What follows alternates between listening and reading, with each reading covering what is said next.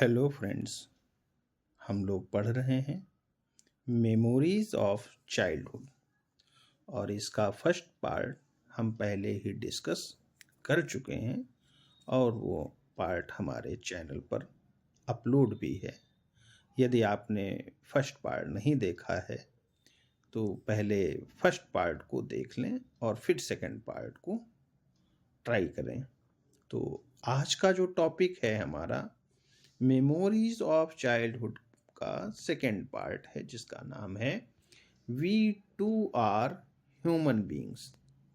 We too are human beings, ये इसका second सब टाइटल है। और आइए अब इस कहानी के बारे में हम देख लेते हैं कि इस पूरी कहानी में क्या चल रहा है। तो पूरी कहानी में हम देख रहे हैं, लिखा है, कहता है the story is written by Bama. यह कहानी बामा के द्वारा लिखी गई है। Who is one of the characters in this story, जो इस कहानी के पात्रों में से एक है। She is a little cheerful girl, वह एक खुशमिजाज प्रसन्नचित्त लड़की है। Who loves to observe things taking place in her street, जो अपनी गली में हो रही चीजों को देखना पसंद करती है, ऑब्जर्व करना पसंद करती है। She says though it takes only 10 minutes to reach home from her school, वह कहती है कि उसके स्कूल से घर पहुंचने में केवल 10 मिनट लगते हैं। But she takes about 30 minutes, लेकिन वह 30 मिनट लेती है to reach her home from the school, अपने स्कूल से अपने घर पहुंचने के लिए वह 30 मिनट लेती है।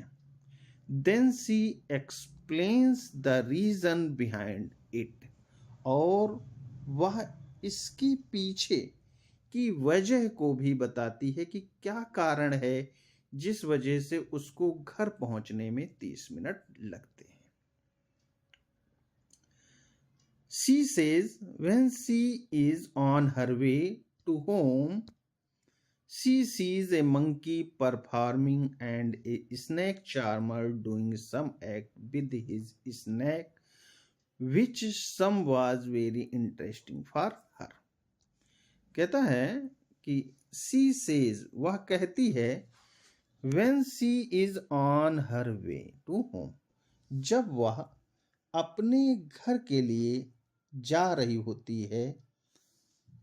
She sees a monkey performing, तो वह देखती है क्या कि एक मंकी, एक बंदर और एक सपेरा,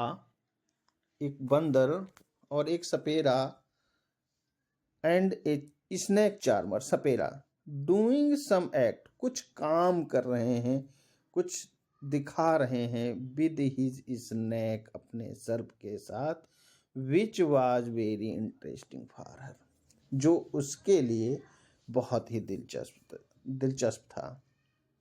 then there was a cyclist also who was cycling from past 3 days, फिर एक साइकिल सवार को भी वह देखती है जो पिछले 3 दिनों से साइकिल चला रहा है। There was one famous temple, वहां पर एक प्रसिद्ध मंदिर भी है। Which had a big bell, जिसमें एक बहुत बड़ी घंटी बंधी हुई है। एंड ए ट्राइबल मैन, और एक आदिवासी आदमी है। हु सेल्स क्ले बीड्स, जो मिट्टी के मोती, निडल्स, ईटीसी आदि चीजों को बेचता है। कि उसके बाद वह एक आदिवासी व्यक्ति को देखती है जो मिट्टी से बने हुए मोती और अन्य सामानों को, सुई इत्यादि चीजों को बेचता है। She also comes across various snack stalls and street acts, तो कहता है कि सी आल्सो कम्स अक्रॉस, वह विभिन्न स्नैक स्टॉल्स, स्नैक जो भुजिया इत्यादि होता है उसे स्नैक स्टॉल कहा, स्नैक स्टॉल्स को देखती है और स्ट्रीट एक्ट्स को भी देखते हुए चलती है। Then she explains about how various political parties come to her street to give lectures. फिर वह बताती है कि कैसे विभिन्न राजनीतिक दलों के लोग वहां पर भाषण देने के लिए, अपना व्याख्यान देने के लिए उसकी गली में आए हुए हैं। एज सी प्रोसीड्स फर्दर, जैसे जैसे वह आगे बढ़ती है, सी सा ए लैंडलॉर्ड सिटिंग, वह देखती है कि एक जमींदार बैठा हुआ है, and watching his workers work in the field, अपने मजदूरों को खेत में काम करते हुए वह देख रहा है। सी देन सा an old man of her community, तो फिर वह देखती है कि उसके समुदाय का एक बूढ़ा आदमी handling a snack pack in a very strange manner, बहुत ही अजीब तरीके से स्नैक पैक को संभाले हुए है, and then offering it to the landlord, और फिर उस स्नैक पैकेट को वह जमींदार को दे देता है। She founds it so amusing, यह सब उसे बहुत ही मनोरंजक लगता है। That she burst out into a laugh, इतना मनोरंजक लगता है कि वह इस सारी चीजों को देख करके वह हंसने लगती है। On reaching home she narrates it to her elder brother, घर पहुंच करके वह इस पूरी कहानी को, पूरी बात को, कि कैसे बूढ़ा आदमी डोरी पकड़कर स्नैक के पैकेट को लेकर के जाता है और जमींदार के आगे झुक करके उस पैकेट को पकड़ाता है, ये पूरी कहानी अपने भाई को जा करके बताती है। एंड स्टार्ट्स लाफिंग, और बताते बताते फिर से हंसने लगती है। He then tells her a real truth, तब उसका बड़ा भाई उसे वास्तविकता से परिचित कराता है या उसे वास्तविकता के बारे में बताता है। About her being from a low caste, उसे वह अपनी एक निचली जाति से होने की वास्तविकता के बारे में बताता है। And that the upper caste people do not like there presence, और वह ये भी बताता है कि ऊंची जाति के लोग उन्हें, उनकी उपस्थिति को पसंद नहीं करते हैं। Or touch the low caste as it would make them impure, और या नीची जाति के लोग उन्हें छू लेंगे तो वह अशुद्ध मानते हैं या अशुद्ध हो जाएंगे। इन सारी बातों को उसका बड़ा भाई उसे बताता है। She finds it so disgusting that she grows angry over the upper caste people. She finds it so disgusting. उसे यह सब इतना खराब, इतना घृणित लगता है कि वह she grows angry over the upper caste people, कि वह ऊंची जाति के लोगों से घृणा करने लगती है, उन पर नाराज हो जाती है, क्रोधित हो जाती है अपर कास्ट लोगों पर। Some days later her elder brother is questioned, कुछ दिनों के बाद some days later her elder brother is questioned about his whereabouts to know his caste, कुछ दिनों के बाद उसके बड़े भाई से उसकी जाति जानने के लिए उसके ठिकाने के बारे में पूछा जाता है, कहाँ वो रहता है उसके बारे में पूछा जाता है।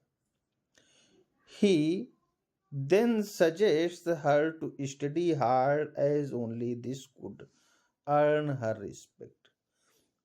फिर वह उन्हें कड़ी मेहनत से अध्ययन करने का सुझाव देते हैं, क्योंकि इसी माध्यम से वह सम्मान को प्राप्त कर सकते हैं। She works as per his suggestion. वह उनके सुझाव के अनुसार कार्य करती है and became topper of her class. और अपने क्लास की टॉपर बन जाती है। This not only earns her respect but many friends too. यह केवल न उसकी इज्जत वापस मिलती, इससे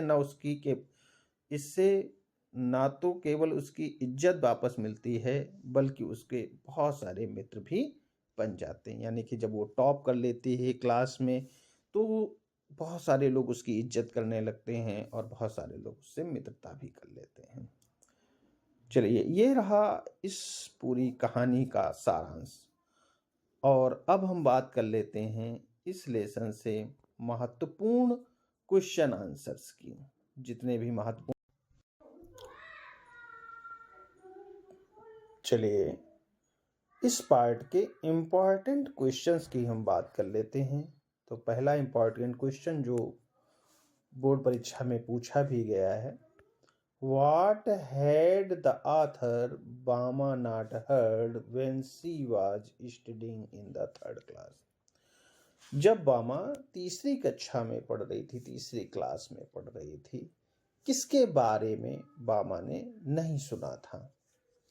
तो आंसर कहता है कि when the author Bama was studying in third class, जब बामा तीसरी क्लास में पढ़ रही थी, she had not heard, उन्होंने नहीं सुना था people speak openly of untouchability, कि लोग खुले तरीके से मुक्त रूप से ओपनली होकर के अनटचेबिलिटी के बारे में बात नहीं करते थे।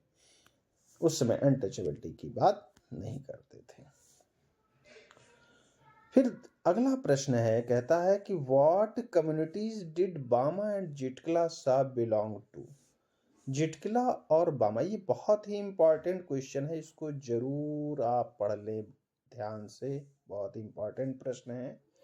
व्हाट कम्युनिटीज डिड बामा एंड जिटकला साहब बिलोंग टू? जिटकला और बामा किस कम्युनिटी से, किस समुदाय से बिलोंग करती थी?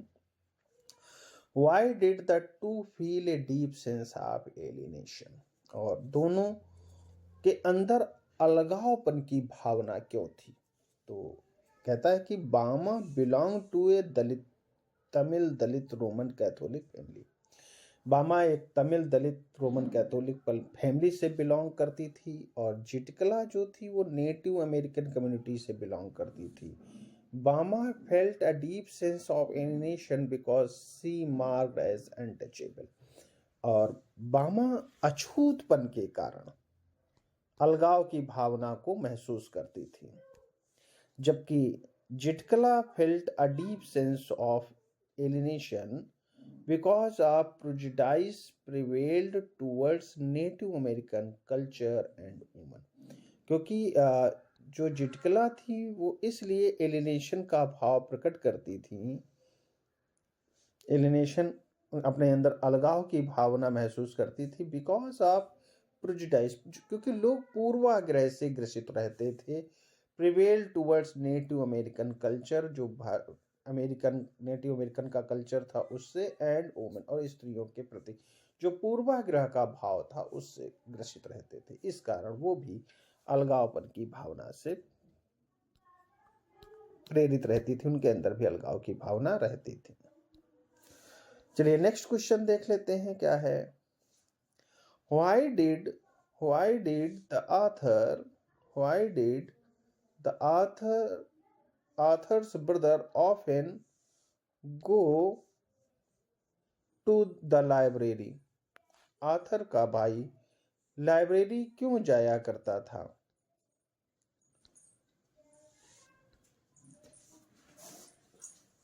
The author's brother was studying at a university. कहता है कि आथर का भाई एक यूनिवर्सिटी में पढ़ता था। Had come home for the holidays, जो छुट्टियों में अपने घर आया हुआ था। He would often go to the library in a neighboring village in order to borrow books. वह पड़ोस के गांव की लाइब्रेरी में पुस्तकालय में जाता था ताकि वहां से वह कुछ किताबें ला सके. What advice did Annan offer Bama? बामा को उसके बड़े भाई अन्ना कहा गया है, बड़े भाई को उन्होंने क्या सलाह दी? Annan offered advice of studying with care, learning all she can to be ahead in her lessons and to work hard. अन्नन ने अपनी बहन बामा को बताया कि उसे बहुत ध्यान पूर्वक पढ़ाई करनी चाहिए, जितना ज़्यादा वह कर सकती है उतना ज़्यादा उसे अध्ययन करना चाहिए, अपने पाठों में हमेशा आगे रहना चाहिए, कठिन परिश्रम करना चाहिए. Then the pupil will come to her and attach themselves to her. तभी लोग उसके साथ में आएंगे और उनके साथ जुड़ जाएंगे, सम्मान के साथ उनका सम्मान